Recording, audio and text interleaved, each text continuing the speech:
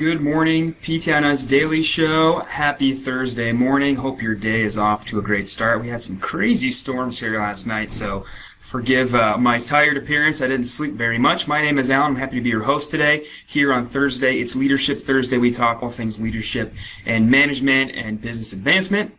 Currently have the pleasure of serving as the COO Vice and faculty member in our fitness athlete division. So it's Thursday, it's Leadership Thursday, it's also Gut Check Thursday. Today's Gut Check, this week's Gut Check Thursday, running and lunges. So it starts off with a 1,000-meter run, 100 walking lunges, 500-meter run, 50 walking lunges, 250-meter run, and 25 walking lunges. So if running and or lunges are not in the cards, make sure you check out our Facebook or Instagram posts. We have some good scaling, modification, and adaptations to this workout. And for those of you who said, who created a workout like this? It was me. You're welcome. And for those who said, wow, I enjoy running and lunges a lot, you are a disgusting person, and I look forward to seeing the time that you post for this workout. Things coming up on the radar course-wise as we kind of get into the swing of things as the fall approaches. We have Fitness Athlete Live this weekend. If you'll be in the Eastern New York area, you can join Mitch for Fitness Athlete Live. He'll be at CrossFit 845 in Wappingers Falls, New York. Next weekend, you can join Justin Dunaway in Nashville, Tennessee for total spine thrust manipulation. And then the weekend of August 28th and 29th, we have a bunch of courses coming your way. I'll be in Victor, New York. That's just outside of Rochester, New York in Western New York with Jeff Moore and Rachel Selena for cervical spine management. Zach will be up in Minneapolis for Fitness Athlete Live. Mark will be out in Cheyenne, Wyoming for extremity management. And Zach Morgan will be down in Georgia for lumbar spine management. A lot of those courses have single-digit spots left, all of them less than 5 spots. So if you're looking to jump into a course the next couple weeks, make sure you go to ptnice.com, click courses, and check out those live courses coming your way. And then our next online course starting is Modern Management of the Older Adult, Essential Foundations. That'll be starting next week, August 18th. That course is also down to single-digit spots. That course always sells out, so if you've been looking to grab that course, jump into that course over this fall and get it done before the end of the year, make sure you head onto the website and grab that seat before it sells out. So that's what's coming your way course-wise. We're going to continue what we talked about last week, so if you did not listen to the podcast last Thursday, go back and listen to the title Leadership 101, where we talked about servant leadership and kind of set the base for the next kind of multi-week series on leadership. So today, we're going to be talking about the concept that no task is beneath a leader. So kind of stemming from the idea of servant leadership, of extreme ownership, that there's really never a point, ideally, as you advance up the ranks, where things become things you no longer have to do, or things you don't need to do, that no task is too small. And kind of the inspiration for this episode comes from my time in the military, where I saw this done really well, and I also saw this performed really, really poorly. So as you get promoted in the military, you take on new tasks, and sometimes other tasks, at least the time in the day to get those other tasks done, kind of disappear, and you're expected to start to delegate some of those tasks a little bit, with the caveat that you should never get to the point where you think you are too important, that you are too above other folks or any of those tasks that need to be performed. So in the military, very common, we cleaned a lot. We cleaned a ton of stuff all the time. If we had downtime, we were cleaning something. Cleaning rifles, cleaning toilets, cleaning anything, right? Scrubbing our helmets, just a lot of cleaning, a lot of maintenance, working on our vehicles, that sort of thing. And I always, what stuck out to me is the leaders above me that really instilled in me that when it was time, hey, it's our turn today to clean all the toilets in the latrine. I always appreciated those leaders who said, hey, it's our time today, it's our day of the week to clean the latrines, and they said that with a mop in their hand as they were making their way into the bathroom. I always looked up to those leaders. Those leaders always really stuck with me as somebody that I like to follow, that I enjoyed giving them my respect and following them as they were my leader. And as I moved up, I always tried to make sure that I led the same way. Like I led from the front, that I never thought a task like cleaning a toilet or folding towels or something like that ever got beneath me. Sometimes You can get too busy to do stuff like that, and you do need to delegate some of that stuff, but leading from the front always instills in your folks a great sense of respect and loyalty. So that first point is that as leadership tasks increase, bandwidth to perform other tasks naturally decreases. That's inevitable. But what we can't lose along the way, we cannot develop a mindset that now those tasks belong to other people and that we never do them again, or that we can't do them, or that they're somehow beneath our station. That always, if available, we should jump out and jump in and help with those tasks whenever possible. And that comes back to the concept of extreme ownership. We've talked about that on Leadership Thursdays a lot. If you haven't read Extreme Ownership, it's a great book by a Navy SEAL, Jocko Willink. Jocko, if you've listened to Jocko's podcast, read his books, he can be a little bit intense, but I definitely think he's right on the money with the concept of extreme ownership, that everything related to running our clinic, managing our businesses, whether we're in PT or not, are tasks that are still on our plate at the end of the day, and that it's ultimately our responsibility if they don't get done or they don't get done well. I'm going to quote Amazon's Principles of Leadership. So if you go to Amazon.com, they have their Principles of Leadership right on their page. And I recognize Amazon has some flaws with their own leadership, but I love this principle that they say right on their website, which I'm going to read verbatim. Leaders are always owners. They think long-term. They never sacrifice long-term value for short-term results. They act on behalf of the entire company beyond just their own team or themselves, and they never say, that's not my job.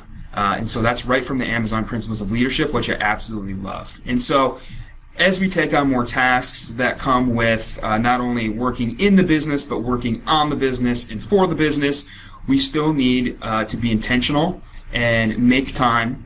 We're never going to find the time. That time never magically pops up, and we never have more of it than we want. So we need to be intentional and make the time and still perform the small stuff, right? Still go on out there every now and again and clean the toilet. Grab the laundry as it comes out of the dryer and fold those hand towels. Change the furnace filter. And have those hard conversations that sometimes the therapist working underneath of us can need help with, like those tough conversations with a patient maybe about their plan of care or their bill or something like that. Ultimately, as the leaders, the owners, the managers of clinics, that stuff is on our plate. And if it doesn't get done, or if it doesn't get done well, it's on us. So being intentional and making time to still work on the small stuff. Now, this leads into my next point of what happens when we don't do this well. And I saw this happen poorly a lot in the military. That my second point here is that if leaders stop performing day-to-day tasks for the business, they tend to become disconnected from their team. To folks treating patients, maybe working at the front desk, out in the gym with patients, the owner or the manager of a clinic can oftentimes appear to be doing nothing. I'm well aware that I spend a lot of time during the day sitting at my computer, answering emails, making phone calls, having meetings, doing back-end stuff on the computer, and it appears, compared to what the therapists are doing actively treating patients, that I don't really appear to be doing much or doing anything important, because I'm working on the business instead of in the business. And that is inevitable as we open our own clinic or get promoted and take over the management of the clinic, that we do need to have time for that. But as we move into those back-end roles, we often lose sight of the burden that daily tasks have on our team. And probably what sticks out in most of our minds is documentation, right? Is it actually reasonable to see a full day of patients and have all your documentation done before you leave for the day? The further we get away from treating a lot of patients, the less we realize and the more we forget that that's probably an unrealistic demand. And that's just one of the many tasks that we're still expecting our therapists to do. And from us, from the top down, from the leader to the employee, we say, get it done, get it done, get it done. And we tend to forget that really sucks. Sometimes that's just not possible. Staying and finishing my documentation may mean I miss family with my dinner. It may mean I miss a baseball game that my kid's in, whatever. And that sometimes it's possible, but sometimes it's not. And that we need to be a little bit more flexible with those tasks that we expect those underneath of us to complete. And over time, that separation, if we don't address it, can really create a lot of animosity. That animosity can be lessened by continuing to lead from the front, by still showing your folks that, hey, if I have a spare moment, I'm going to go out there and clean the toilet or fold all the towels or wipe down all the tables. A little can go a long way in this area, and I think we can lose sight of how far just a little bit of extra time on those small tasks can go with creating a really tight-knit team and community within our clinic. Again, this is something I saw go wrong in the Army a lot, to the point where those underneath you can really start to generate a lot of animosity and really turn against you and make operating your business more difficult than it needs to be, just because you've decided that you're too good to do the small stuff. Your folks can turn on you in a passive-aggressive way that's really going to make for a rough work environment. And I've seen more than a couple lieutenants in the military not get the career progression they wanted because they burned those underneath them so much that maybe on a couple times the whole platoon didn't show up for formation, right? And the lieutenant got in trouble a couple of times, right? So be careful that you bridge the gap there with the animosity by making sure you're intentional with still helping folks out with the small stuff. And I think we see this a lot in the clinic of we have leaders, we have owners, we have managers that we may no longer even see on a daily or maybe even a weekly basis. Some of us work for really big corporate chains where the leadership is maybe in some corporate tower in Chicago or something, and they're not even physical therapists, they're venture capitalists or something, and that can really help fuel the fire of that animosity that's created. So helping out with small tasks whenever you can, making sure that the team knows that you're still on board, you're still pulling your weight. Sorry, I lost Instagram there. We're back. Making sure you're on board, making sure you're still pulling your weight, and that even when you're busy, when you look out in the clinic and that you see your team is swamped, and their concern is probably, gee, I hope I get to eat lunch today, that you jump in and help out whenever you can and lessen the burden on them instead of being that person sitting at the computer, drinking that iced coffee from Starbucks with a splash of almond milk and looking like you're too good to pitch in and get your elbows dirty still. So whenever possible, be intentional.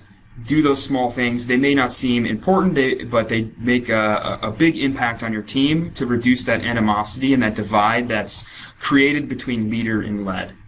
And then my last point here is what you spend your time on as a leader, your folks underneath of you will naturally start to attribute time and priority to that or not. So if your clinic is all about units and documentation and that's all you're talking to folks about, then that's where the priorities of your clinic are going to shift. If that's not where you want your priorities of your clinic to be, then you need to make sure that the tasks you're doing demonstrate that. Do we actually care that patients get better here, that they get excellent care, that they have a great experience, that the clinic is clean, the clinic is well run, and are they actually having a good time, right? Are you able to help pitch in with the small stuff and make sure from the back end, helping your therapists out, helping your teammates out, that translates into patients having a really good experience, because ultimately that's what's going to keep them coming back to therapy for their next visit, which is going to translate to them getting better, and then, oh, by the way, telling all their friends and family that not only did they get better at your clinic, but they had a great time and a great experience, and that's how your business continues to grow. Vice versa, are we always having meetings about how Tammy is not adding 2 timed units to her evals and it's reducing our revenue by 6% every month? Then when that's the kind of stuff that you spend your time on, that tells your team that that's where the priority of the clinic is at, and that can really reduce quality, that can increase that animosity between leader and led, and can lead to increased attrition, which is something we always want to avoid, versus are we big on having clean bathrooms, timely appointments, patients are brought back on time, and that staff is happy, taken care of, and everything is kind of moving and grooving. And so the things that a leader ignores, those folks on the team are also going to tend to ignore and devalue over time, which is not what we want to do. As Jeff Moore says, little things are big things, right? It may not seem important, but if you can make the time to do them, it will help your team close that gap between leader and led. It will also make for a nicer experience for the patient, and so everybody wins there. And something I'm always asking myself, as I'm spending more and more time on the back end, as I've reduced over the past couple of weeks from being a full-time therapist to a part-time therapist, as I'm sitting here and I'm typing an email or doing something in the back end, could I take a break? Is this super important? If so, does someone on my team need more time than I need my time? And if the answer is yes, then getting up, going out into the clinic, helping out, it may only be one thing, it may be a 2-minute thing, 3-minute thing, 5-minute thing. A little break from the back end stuff can go so far to creating a really fun environment, a great cohesive team, and a team that gets people better and keeps patients happy, patients coming in, more patients booking evals, and your clinic and business growing. So remember, no task is beneath you. Little things are big things. Don't lose sight of the small stuff. Be intentional about making time in your day to still help out with those things. Understand there's always going to be a balance between needing to work on the business versus in the business, but we still need to work in the business a little bit to help lessen that gap between leader and led. And then remember, whatever you spend your time on is going to show your team this is what the clinic values, this is what our priorities are, so make sure you are spending time on the little things so that we don't lose sight of them over time. So hope that helps. This the second in kind of a leadership series here. We'll be back next week with Leadership 103, and we'll wrap some more about this. So I'd love to hear from you all about what you do in the clinic to make sure you're still focused on the small things and how you're making time in your day to still help out with your team. So have a great Thursday. Have a fantastic weekend. Have fun with Gut Check. Sorry about the leg soreness you're about to have. If you're going to be in New York this weekend with Mitch, have a great time. If you're going to be in New York in 2 weeks with Jeff, Rachel, and myself, I hope to see you there. Have a great Thursday. Have a great weekend. Bye, everybody.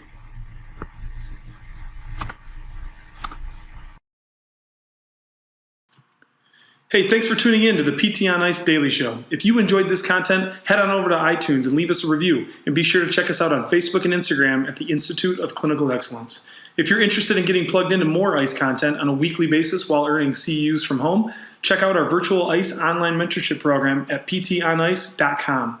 While you're there, sign up for our Hump Day Hustling newsletter for a free email every Wednesday morning with our top 5 research articles and social media posts that we think are worth reading. Head over to ptonice.com and scroll to the bottom of the page to sign up.